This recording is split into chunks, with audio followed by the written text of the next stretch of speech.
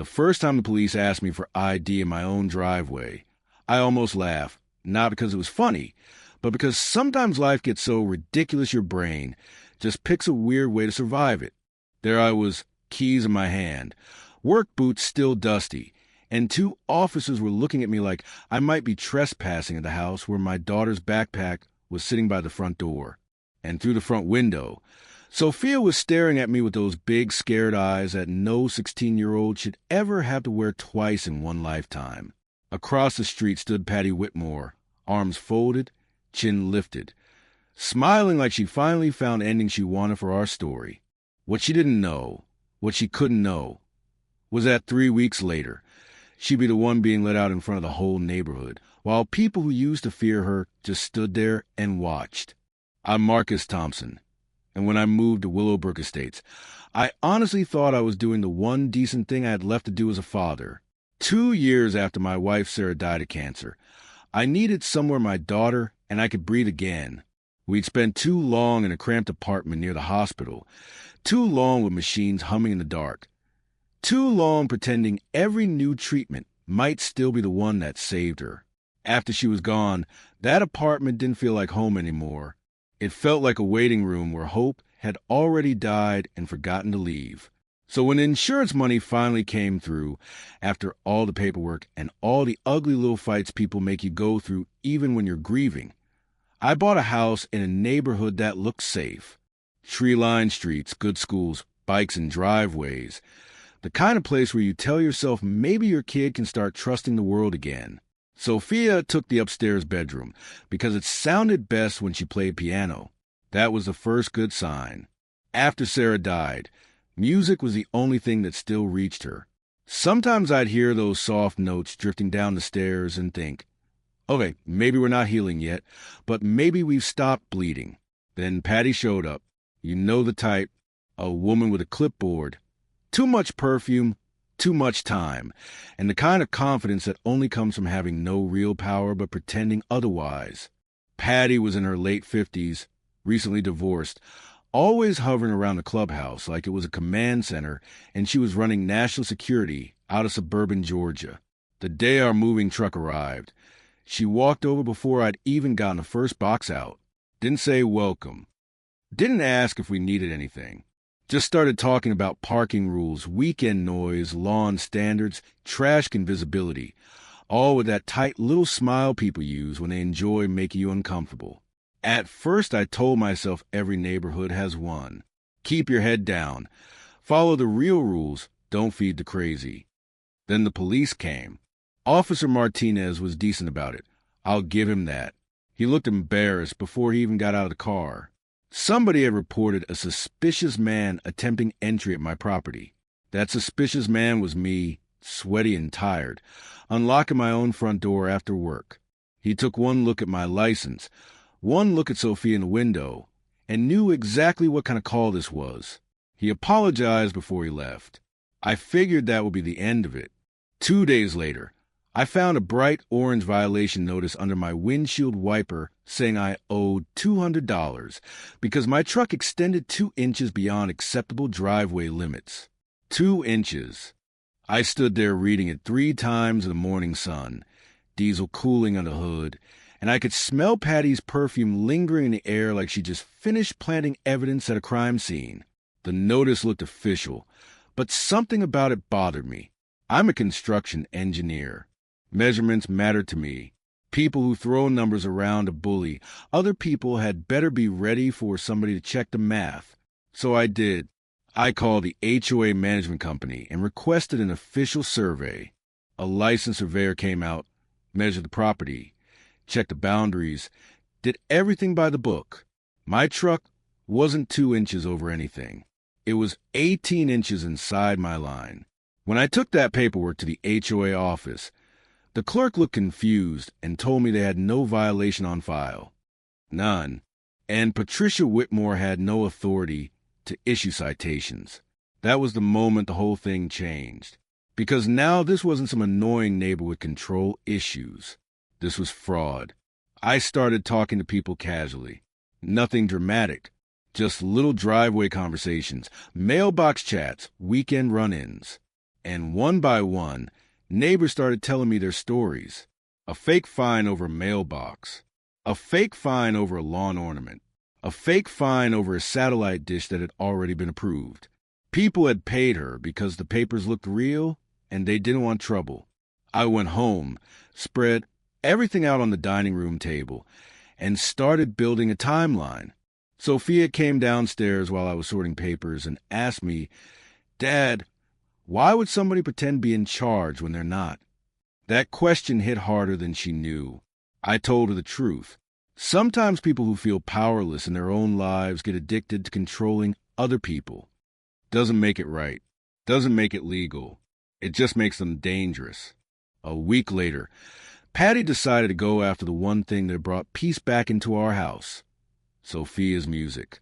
3:15 on a Tuesday afternoon, Sophia was playing piano. Soft, beautiful, nothing wild. Just a kid trying to survive grief with both hands on a keyboard. Patty knocked on my door like she was serving a warrant. She had another clipboard, another smug expression, and a fresh set of noise complaints. Noise complaints for piano in the middle of the afternoon. I read the paper she shoved at me and almost laughed. The policy she cited clearly restricted loud noise between 10 at night and 8 in the morning. She was standing on my porch at 3 in the afternoon, acting like my daughter was running a nightclub. Over the next week, she logged 12 separate violations. That was when I stopped reacting emotionally and got professional about it. I bought my own decibel meter and started documenting everything. Sophia's piano at the property line came in below normal daytime limits. Patty's TV from the clubhouse at night was louder. So were some people's leaf blowers, barking dogs, and weekend football parties. Funny how none of those ever made it onto her clipboard. Then something else started bothering me.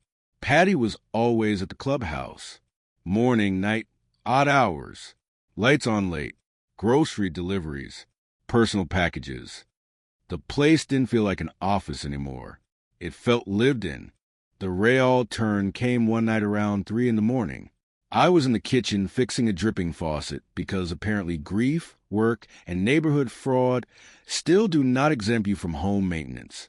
I looked out the window and saw the clubhouse fully lit up, not security lights, house lights. Somebody moving around inside like they were making tea and getting ready for bed.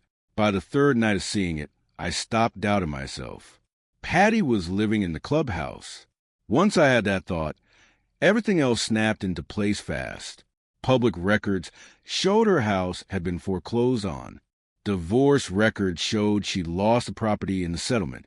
The deadline to move out lined up almost perfectly with when her harassment campaign really kicked into gear. But it got worse. As HOA secretary, she had access to records. When I formally requested the financial statements, I found small transfers buried in maintenance expenses, groceries, utilities, gas, little amounts spread out just enough to avoid attention. 50 here, 75 there, 100 somewhere else. Over months, it added up to nearly $4,000. That was the moment I sat back in my chair and just stared at the papers. And I'll be honest with you for a second, I felt sorry for her, because underneath all that perfume and fake authority was a scared, desperate woman who'd lost control of her own life and decided the answer was to punish other people for still having theirs. But sympathy has limits, especially when you call the police on my family, try to silence my daughter, and steal from my neighbors. So I stopped thinking about whether Patty was sad and started thinking about how to end it properly. I gathered everything: camera footage, financial records, fake notices, statement from neighbors who'd paid her bogus fines. I contacted Bob Mila, the actual HOA president, and asked him to add a financial review to the next meeting. I suggested Officer Martinez attend as a community liaison. Bob agreed. He had no idea what was coming. Patty, meanwhile, got worse. She tried to spray paint my security cameras, not realizing they backed up to the cloud. She showed up at my door when I was at work and asked Sophia if she felt safe living with me. She started whispering people that maybe I'd moved too fast after Sarah died. Maybe there was something off about me. Maybe grief had made me unstable. That one chilled me. There are some lines you cross and some lines you don't. You do not use a grieving kid as a weapon. You do not try to turn a dead woman's memory into neighborhood gossip. That told me Patty knew she was cornered. The funny thing was, her smear campaign backfired. Most of our neighbors weren't stupid. They knew grief when they saw it. They watched Sophia and me trying, day by day, to build a normal life out of wreckage. Instead of turning them against us, Patty made them protective. By the time the meeting came around, the room was packed. Patty walked in dress like she was about to moderate the thing herself. Clipboard in hand, posture straight, that same look on her face like she still believed the story belonged to her. Then Bob introduced a financial review, and I stood up. I started boring on purpose. Budget slide, expense categories, trends. Let everybody settle in. Let Patty relax. Then I started highlighting discrepancies. Then I showed the footage. Patty coming and going from the clubhouse with groceries, laundry, packages, living there like it was her apartment. The room changed right there. You could feel it. Then I showed the financial transfers. Then I brought up the fake violations. Then neighbors stood up, one after another, and confirmed they'd paid money based on notices that weren't real. By then, people were angry, not confused, angry.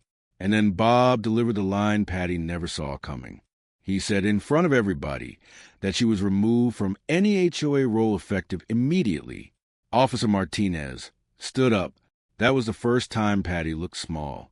She tried to talk, tried to explain, said she had nowhere else to go, said the divorce and foreclosure had ruined her, said she was trying to hold things together. And there it was, the truth, finally, in her own voice with 50 witnesses in the room. Martinez asked her to step outside. As he walked her out, nobody said much. They just watched. All that fake authority she'd wrapped herself in for months was gone in 10 minutes.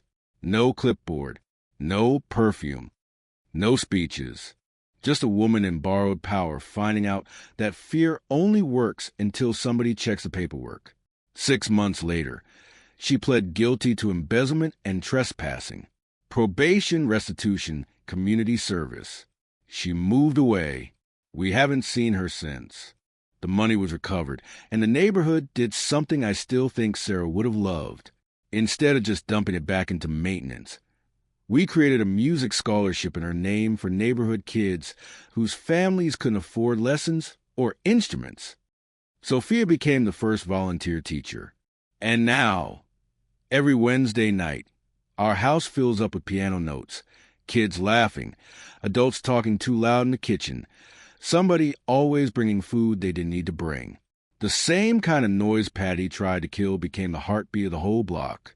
That taught me something I wish I'd learned earlier. Real power doesn't come from making people nervous.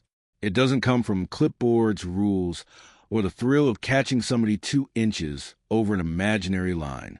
Real power is protection. Real power is making people feel safer after you leave, not smaller while you're there. So yeah, the last image I have of Patty is still satisfying. Streetlights on, officer at her elbow, neighbors silent. Her whole little empire collapsing under the weight of its own lies. And I won't pretend that didn't feel good. But what stayed with me more was what came after. My daughter playing the same piece Patty tried to silence, only now the whole neighborhood wanted to hear it. Tell me this when somebody uses rules, grief, or authority to terrorize other people. Do they deserve mercy once the truth comes out, or do they deserve to fall as publicly as they try to make others suffer? And if you've ever dealt with a bully like Patty, HOA, workplace, family, anywhere, tell me how it ended and whether justice really felt like justice when it finally came.